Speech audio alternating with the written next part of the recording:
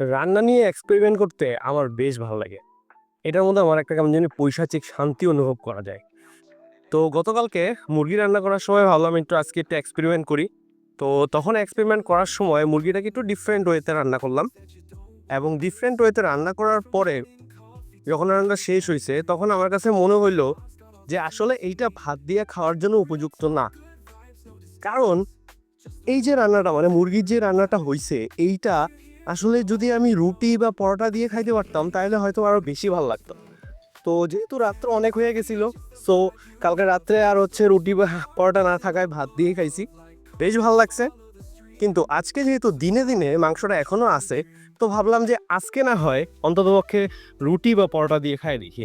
আর রাশিয়াতে যেহেতু পরোটা নাই, যে কারণে আজকে হচ্ছে রুটি কিনে নিয়ে আসছি। একটা রুটির দাম ছিল হচ্ছে 80 টাকা করে, এবং আমার কাছে কিন্তু রুটি দিয়ে খেতে বেশ ভালো লাগতেছে, এবং রুটির সাইজটাও কিন্তু বেশ বড়। এবং আমার কাছে মনে হয় যে এই মাংসটা বা এই রান্নাটা একমাত্র রুটি বা পরোটা দিয়ে খেতে আপনাদের সবার মন ভরে যাবে।